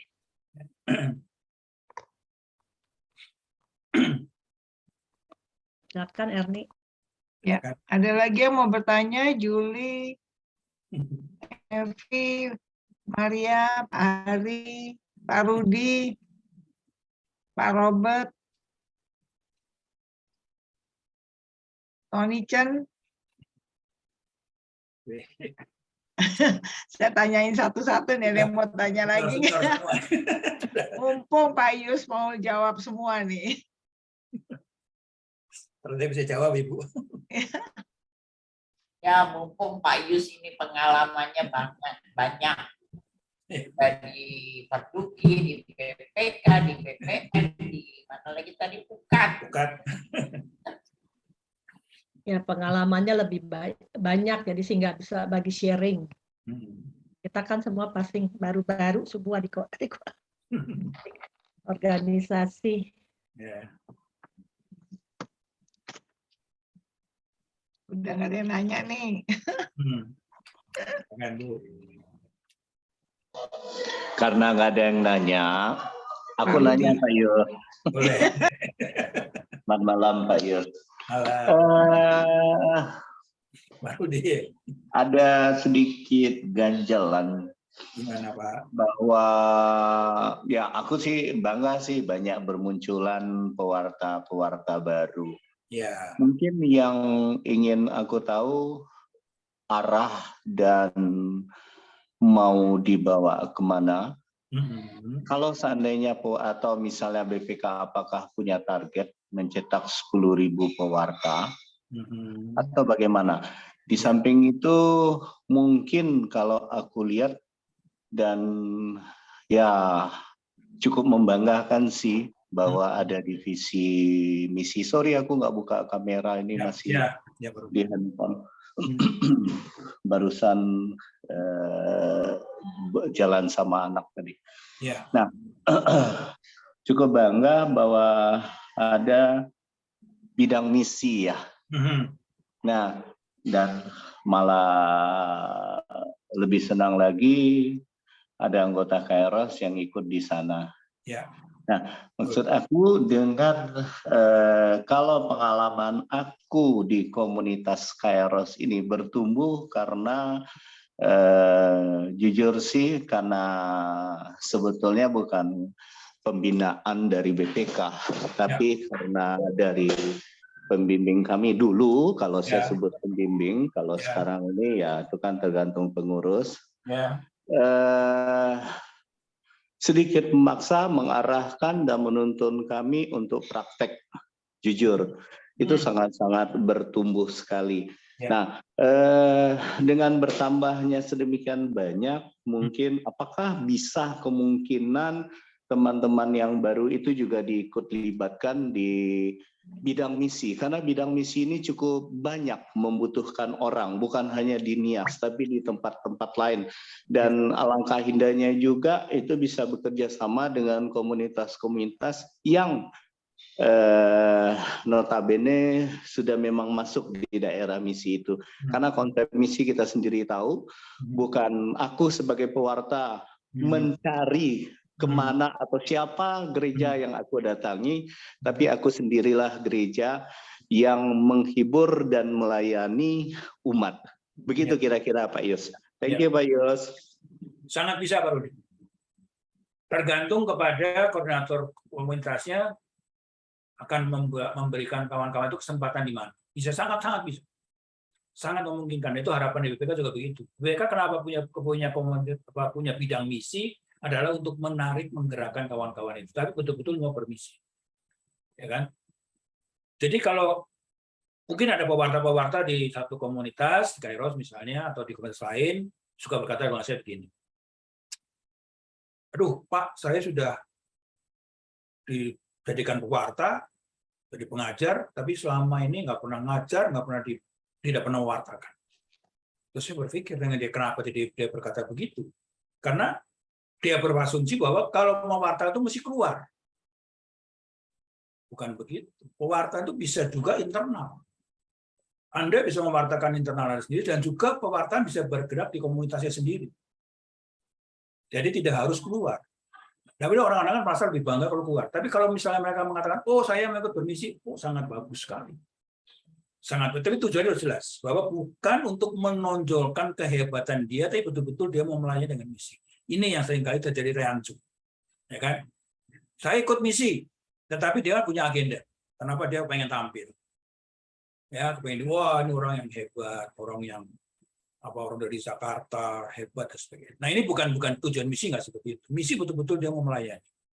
Mungkin saja dia waktu datang ke sana tidak sebagai pewarta, tapi bisa juga sebagai bidang konsumsi misalnya, atau bidang pelayanan yang lain. Kalau dia mau bermisi, ya dia harus terima itu sebagai satu tugas dia. Gitu. Jadi sangat bisa Pak Rudi untuk mereka bergabung di sini. Makanya kenapa digabung di komunitas misi, dan misi memang butuh sekali orang-orang itu. Kalau dia bisa mewartakan dengan baik, akan jauh lebih baik. Tetapi kalau misalnya dia tidak belum diberi kesempatan oleh anggota tim misinya, dia harus tetap mau melayani dengan lebih baik. Itu saja sih. Jadi bisa saja mereka untuk ikut melayani di komunitas misi, di grup misi ya, bidang misi. Memang bidang misi saya kira butuh banyak orang. Betul, banyak orang. Nah, bidang misi ini sendiri sebetulnya bukan hanya sekedar menyampaikan kegiatan rohani saja, tapi juga ada masalah sosial ekonomi yang perlu kita pertimbangkan. Nah, seringkali kita bermisi hanya sampai kepada tingkatan rohani berhenti. Artinya apa? Kita hanya sampai dengan titik evangelisasi pribadi. Evangelisasi pribadi itu kan adalah mengubah diri kita sendiri, tapi kita belum keluar. Ya kan? Nah, pada saat kita bermisi, kita sudah mulai keluar. Artinya harus selesai dengan dirimu sendiri, baru kita mulai keluar. Pada saat kita keluar, itulah kita sudah mulai melakukan segala kegiatan-kegiatan yang sifatnya adalah untuk kepentingan orang lain, bukan untuk kepentingan diriku sendiri. Terutama juga untuk mengembangkan sosial ekonomi daripada masyarakat setempat. Itulah kira-kira tugas daripada misi itu sendiri. Jadi misi itu bukan sekedar saya datang ke satu tempat mengajar SDR, kemudian saya mengajar BCM, kemudian saya pulang, bukan begitu. Misi tidak sesingkat itu, tapi betul-betul cukup dalam. Ada pendampingan, ada pengembangan, ada banyak hal. Rohani penting. Penguatan rohani itu sangat penting, tetapi tidak seperti di situ. Harus ada lebih lanjut lagi. Saya kira gitu Pak Rudi. Sudah, sorry Pak, ini aku malah tertarik ini Pak, ada sosial ekonominya. Jujur, boleh tanya sama teman-teman, boleh tanya Pak Yosef. Aku sudah menggaungkan bahwa kalau seandainya kita masuk daerah misi, kalau nggak ada berkelanjutannya mau ngapain? Ya, betul. Kita puas, kita bahagia betul pulangnya. Tapi 3 tahun, kalau 2 tahun kita nggak lanjutin, mereka tetap akan bermasalah. Mungkin Pak, satu saat bisa sosialisasikan kepada komunitas-komunitas yang notabene masuk ke misi, dan ini bisa menjadi kekuatan BPK, Pak, bersatu, Pak. Betul, setuju. Memang kami sudah rencanakan waktu ini tim misi untuk mengundang Kairos, mengundang Thomas, mengundang Elizabeth Ministry, mengundang dari beberapa komunitas lain untuk kita mulai duduk bersama, mulai memikirkan bagaimana kita akan bermisi yang baik. Memang begitu, Pak Rudi. Kami sudah agendakan. Thank you. Itu sudah Thank you, Pak. Mungkin someday aku akan kontak Bapak karena aku ada pesan dari Kupang, Pak, bersama Unpar. Kebetulan Prof. Judi mendampingi kami. Nah, itu juga akan kita coba masuk, Pak. Karena kalau aku ngajak Kairos, ya mohon maaf, percuma, Pak. Berapa kali aku capek karena nggak ada tenaga. Thank you, Pak Yus, atas pencerahannya malam hari ini. Terima kasih, Pak. Sama-sama. Oke, mana Bu Erni? Masih ada, Bu? Masih ada yang mau bertanya? Silakan, Marlina yang baru masuk. Sharing juga boleh kalau mau ada, mau sharing. Ada yang mau sharing? Sorry, baru masuk, baru masuk, ini baru nyampe hotel. Ya mungkin sedikit banyak tentang misi, karena saya udah ikut misiologi, bahwa bermisi itu bukan cuma hanya mengajar ya Pak ya. Ya. Pak Yus kan juga ikut. Betul. Ya, justru dari apa yang kita lakukan di sana. Mengayomi, mengajak anak-anak bermain, ya itu yang harusnya kita lakukan. Bukan cuma hanya kita datang sekedar mengajar, terus kita pulang lagi, itu kalau saya bilang efeknya hanya di situ doang gitu. Untuk kepanjangannya yang akan datang nggak ada gunanya gitu loh. Ya itu yang saya dapatkan di misiologi sih. Jadi bermisi itu ya kayak seperti suster, bruder itu datang, bagaimana dia mengasuh anak, bagaimana dia membantu, ya nggak Pak? Ya. Bukan cuma dicekokin dengan firman-firman, tapi juga harus itu, bagaimana kita melakukan sesuatu untuk mereka gitu. Yang tadi Bapak bilang pelayanan, yaitu melayani ya sesama ya Pak. Ya, betul. Ya, Bu. Harus ada karya nyata juga dilakukan. Iya. Tidak hanya sekedar itu saja, tapi ada karya-karya nyata yang kita lakukan. Iya, betul. Itu yang menjadi salah satu program misi. Karena kalau sekedar hanya pembinaan rohani saja, bikin KRK besar-besaran, kemudian terus datang 3 hari, pulang, datang lagi 2 tahun lagi, itu sama juga wisata rohani, Bu. Dia aja puas, senang gitu kan, selesai itu udah selesai. Tidak ada yang ditinggalkan, tidak ada sesuatu yang menjadi berkepanjangan. Ini juga perlu diperhatikan. Hal seperti ini. Ya, Pak Yus. Ya. Sekali lagi tadi seperti yang Yongki katakan, memang yang ikut misi itu harus kuat. Betul. Finance-nya. Kita sudah ada yang ikut misi, itu nggak tahu mendengarkan nggak Robert Mandek sama Rosita, Pak Sutri itu ikut Pak Agus. Ya. Agus Handoyo. Soalnya Agus ada Agus Handoyo. Ya. Karena ya banyak yang pengen ikut, tetapi kalau kendala tidak ada finansialnya, tidak ini ya nggak bisa. Ya, memang. Ada 2 cara sebenarnya Bu Irin, kalau untuk pengalaman saya ya. Ada orang-orang yang memang punya dunia misi, itu kan ada, biasanya dia juga tidak berjalan sendiri, tapi dia ada supporternya, ada donatur yang mendukung. Kemarin waktu kita bicara misi dengan kawan-kawan di NIAS, itu ada rencana mau bikin macam-macam. Semuanya bilang, mahal Pak, kita nggak punya dana. Saya bilang tidak harus sendiri. Kita bisa banyak orang, ada juga orang yang bisa bermisi dengan datang ke lokasi, ada orang yang bisa bermisi dengan cara dia memberikan apa yang dimiliki untuk mendukung kegiatan misi itu sendiri. Jadi jangan berhenti bahwa semua itu harus bebannya harus tanggung sendiri. Seorang misioner yang datang dari luar negeri pada beberapa tahun yang lalu, Misalnya seperti Vanlit segala macam datang ke Indonesia untuk mengembangkan misi pendidikan, pertama kali datang ke Indonesia, itu banyak pendukungnya, supporternya dari negaranya banyak. Kalau enggak, dia nggak mungkin bisa. Kira-kira gitu. Jadi dia bisa mencari dukungan-dukungan dari beberapa. Dan saya yakin betul banyak saudara-saudara kita, orang-orang Katolik yang mau mendukung, asal jelas tujuannya. Ya.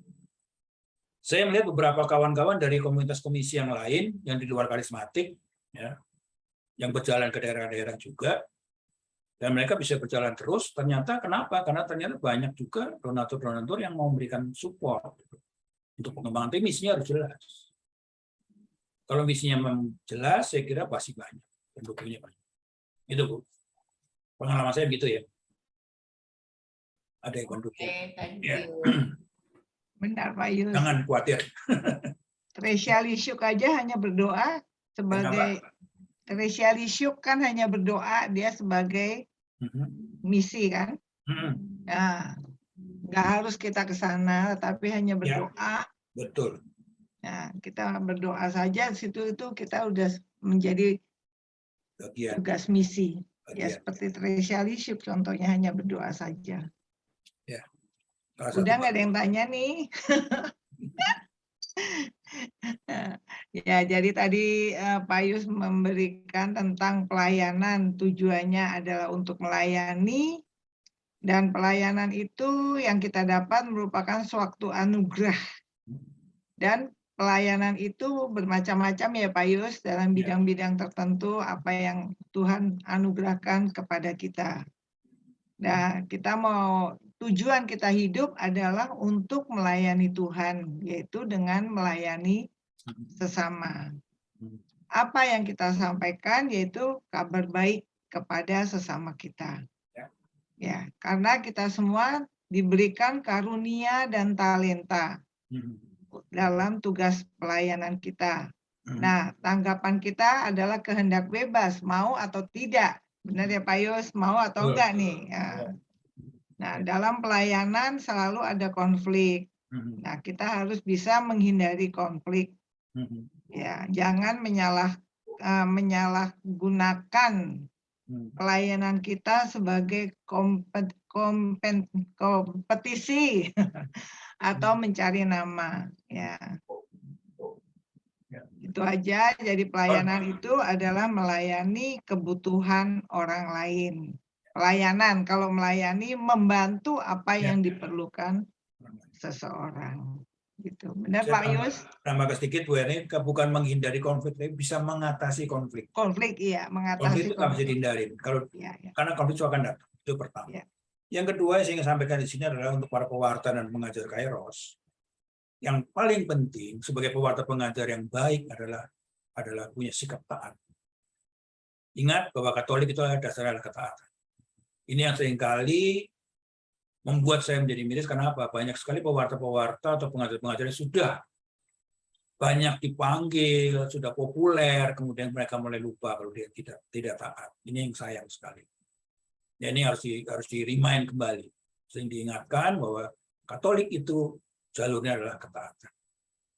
Apapun yang kita hadapi. Ya, itu yang paling penting. Ini pesan saya untuk kawan-kawan pewarta dan pengajar. Saya kira gitu buat. Jangan kacang lupa kulitnya ya Pak. Ya betul. Ada yang mau nambahin? Betul.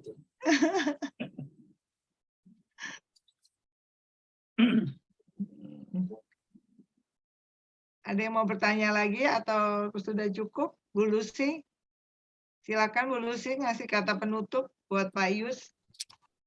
Oke, udah aku nggak ada pertanyaan, cuman terima kasih Pak Yus atas pencerahannya malam hari ini. Kita semakin paham apa komitmen kita di dalam satu komunitas, terutama di dalam pelayanan ya. Sehingga kita benar-benar mau bertumbuh, sehingga berhasil di dalam setiap langkah pelayanan kita, dan kita tidak lupa dengan komunitas kita sendiri. Seperti yang dikatakan, kacang jangan lupa kulitnya. Kalau sudah kulitnya nanti hilang kemana-mana. Itu aja dari saya.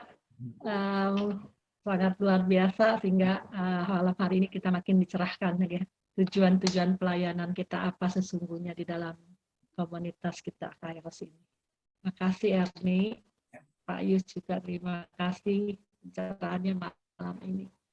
Mungkin teman-teman masih ada yang mau bertanya, masih ada waktu nih. Sonicen kali itu kayaknya mau bertanya dia. Mau minum nih. Mau minum. Mau bertanya nih Pak Yus. Ya, Boleh. boleh. Iya. Iya. Dalam pelayanan ya Pak Yus ya. Ya. Saya nggak ngikutin dari awal. Apakah tadi ada materi tentang taat pada hierarki ya? Ya. Ada nggak? Ada ya. Ya, harus taat. Nah itu saya belajarnya dari waktu ikut SPB itu. Jadi sebagai worship leader itu harus taat pada hierarki. Ya. Nah sebenarnya bukan hanya di SPBI aja ya, tapi juga berlaku di pelayanan. Ya. Dalam arti kalau kita walaupun mungkin kita kedudukannya lebih tinggi atau apalah lebih tinggi, tapi secara kalau kita udah punya PIC, kita harus taat pada PIC. Benar ya Pak ya? Betul. Nah itu kadang-kadang agak sulit juga ya kalau kita merasa senior, terus kita tahu-tahu kita punya PIC, kita dikasih tugas, lalu merasa nggak mau kerjain itu, terus nggak mau ya rendah hati lah gitu. Ya. Nah kadang-kadang itu yang menghambat suatu kerjasama, satu teamwork ya, sehingga ada perasaan nggak bersatu hati gitu. Itu kadang-kadang terjadi gesekannya di situ. Kesulitannya kita di dalam tim ya, biasanya karena ada yang merasa saya lebih pengalaman, saya lebih senior, secara saya lebih tahu gitu. Jadi kadang-kadang sulit juga untuk si PIC itu untuk mengatur itu. Padahal maksudnya PIC kan ya dia tanggung jawabnya udah berat loh mau jadi PIC. Tapi ya sesama timnya ya nggak mau gitu, itu menyulitkan juga untuk tercapai suatu tujuan. Gimana Pak tanggapannya? Ya, gini. Ini ada satu pelajaran yang harus dihadapi bersama-sama. Pertama, sebagai PIC itu memang Tuhan sedang latih dia untuk bagaimana dia bersabar menghadapi anak buah seperti itu. Yang kedua, anak buah yang begitu bandel memang dia dalam proses untuk perbaikan. Saya juga dulu seperti yang sudah dibilang. Waktu saya bergabung pertama dalam komunitas saya, di mana saya bergabung, saya susah-susah diatur. Saya waktu itu kan sebagai salah satu pejabat satu organisasi multinasional company yang punya jabatan cukup tinggi. Tiba-tiba saya suruh mengatur kursi. Rasanya, nyaman amat ya. Saya di kantor biasanya merintah anak buah saya, di sini malah saya disuruh sama koordinator, bukan koordinator PD lagi. Seorang ibu-ibu yang usianya mungkin sekitar waktu itu sekitar 70-an lah, udah sangat senior sekali. Perintah saya itu seperti merintah pembantunya saya. Waktu itu saya agak berontak. Kok begitu ya? Sempat saya malah berpikir saya mau berhenti aja lah dari PD, ngapain? Dan perintah begini. Proses untuk saya memperbaiki. Tuhan mengajar kita untuk berproses. Kalau saya dulu sebelum masuk ke dunia rohani, saya di perusahaan multinasional, saya merintah orang udah seenaknya. Tapi begitu saya masuk ke PD, saya diperlakukan seperti itu. Itu adalah proses buat saya. Tetapi bagi PIC-nya juga dilatih. Saya waktu jadi PIC salah satu penanggung jawab satu bidang di organisasi, saya punya anak buah yang seperti itu juga. Dan disitulah Tuhan mengatakan kepada saya, Yuswanto belajar, sabar, ayo bisa nggak ngadepin dia sabar. Nah ternyata dua-duanya mendapatkan keuntungan yang sama. Yang satunya belajar berproses untuk menuju kepada rendah hati, yang satunya belajar berproses untuk lebih bersabar menghadapi situasi. Dan ini besar manfaatnya. Jujur saya katakan sangat besar. Kalau dulu saya waktu belum bisa bersabar itu sangat gerasa gerusu gitu. Ya. Maunya cepat-cepat dan tidak terkoordinir. Begitu mulai beranjak bersabar, ternyata tim kami di perusahaan itu menjadi jauh lebih solid. Kenapa? Karena saya mulai belajar bersabar. Tapi juga Waktu saya berubah menjadi mulai rendah hati juga proses itu bermanfaat. Jadi kalau kebetulan ada anak buah kita atau bukan anak buah, ada kawan-kawan kita dalam satu tim yang sudah bersiap seperti itu, coba dilihat. Oh, mungkin dia sedang berproses. Tuhan sedang membimbing dia untuk berproses menuju kepada kerendahan. Kemudian mulai berpikir pada diri saya, oh Tuhan sedang memproses pada saya untuk bagaimana saya bersabar menghadapi dia. Kira-kira begitu teknis mengatasi itu. Nah, kalau ini sudah makin lama makin dewasa, bersama-sama dewasa akan jadi match, akan ketemu. Yang satu bisa rendah hati, yang satu lebih bisa bersabar. Ini perlu proses. Karena Tuhan tidak pernah memberikan sesuatu yang sifatnya instan. Semua pasti ada prosesnya. Nah, proses ini akan terus menuju kepada yang lebih baik. Saya mungkin bisa berbicara begini, mungkin Pak Yosef kenal saya dulu waktu saya bagaimana masih zaman-zamannya muda ya, Pak Yosef, mungkin dia masih ingat. Beda sekali, dan saya merasakan sekali itu perbedaannya. Saya merasakan sekali. Prosesnya berjalan terus. Dan saya merasakan bahwa itu semakin lama semakin lebih baik. Gitu, Bu, kalau pandangan saya. Iya, makasih Pak Juswanto. Jadi jangan patah semangat, terus bersabar. Pasti selesai. Tetap itu tujuannya. Oke, silakan. Sesuai bacaan hari ini, Mar. Sesuai bacaan hari ini. Rendah hati, lemah lembut, dan sabar. Iya. Ada satu lagi, Pak. Ya, silakan. Mungkin saya nggak ikuti materi Pak Juswanto dari awal. Sebagai seorang leader ya, sebagai seorang PIC juga, atau apalah gitu ya, pemimpin tim lah ya. Mungkin juga harus ada 3 kata yang harus sering-sering dikatakan gitu. Yang pertama tuh terima kasih karena udah membantu walaupun bantuannya kita nggak tahu. Kita nggak tahu seberapa si timnya kita itu membantu. Nah kadang-kadang lupa tuh bilang terima kasih ya gitu. Nah itu seperti ya gimana ya, sudah selayaknya sepantasnya lah gitu. Padahal kan ya walaupun yang membantu juga nggak mengharapkan terima kasih sih, cuman ya kita kadang-kadang lupa gitu loh Pak untuk mengatakan makasih ya bantuannya. Gitu. Terus juga yang kedua, kadang-kadang kan kita nggak tahu ya Pak ya, kita perkataan kita, tingkah laku kita tuh kayak membuat orang tersinggung gitu loh. Dan kita udah tahu nih, di sono marah gitu sama kita, tapi kita pura-pura nggak tahu, dan udah gitu cuek lagi, nggak mau minta maaf gitu. Jadi melupakan untuk meminta maaf, walaupun udah tahu itu kayaknya orangnya tersinggung ya sama kita. Tapi kita malu, gengsi gitu loh untuk minta maaf duluan gitu. Pertama tuh terima kasih, kedua minta maaf, ketiga saya lupa apa ya, ada 3 lah. Gimana Pak? Tanggapannya Pak? Yang ketiga tolong, Mas. Tolong. Iya, pinter Bu Iren, tolong. Soalnya praktek terus itu kepada pembantu juga. Terima kasih, lalu terima kasih Mbak. Anak-anak juga belajar. Maaf. Pinter tuh Bu Iren. Sama di komunitas juga gitu. Ya, ya Bu Maria, itu kalau menurut saya gini, tergantung bagaimana pandangan kita terhadap orang tadi. Kalau kita berpandangan bahwa saya lebih tinggi dari dia, saya nggak akan pernah mau minta tolong. Saya tidak akan pernah minta terima kasih. Saya tidak akan pernah untuk tersenyum, karena saya merasa lebih tinggi. Tapi kalau saya mulai menilai kamu adalah sejajar sama dengan saya, akan muncul kata-kata itu. Ya kan? Jadi kalau kita merasa bahwa wah, gue lebih tinggi, itu kan pembantu, ngapain lu tolong sama dia? Itu kan saya bayar. Itu akan menunjukkan sikap itu. Artinya apa? Ketinggi hati itu membuat kita menjadi lebih ego, jadi lebih sombong dan sebagainya. Tapi kalau kita mensejajarkan, loh, ini kan sama-sama manusia, sama-sama membantu kita. Ya.